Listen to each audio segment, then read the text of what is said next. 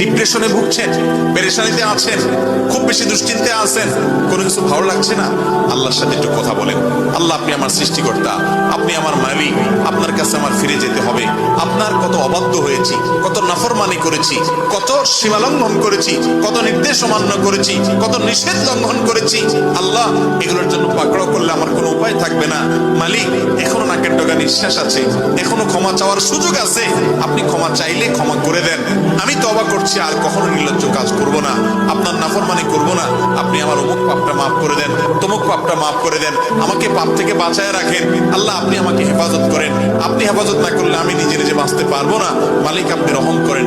আল্লাহর সাথে একটু কথা বলেন। আল্লাহর কসম, সালহাতুস সঙ্গে বুদি দিল খারাস, আজমুদে এক জামানা খাকে বাস।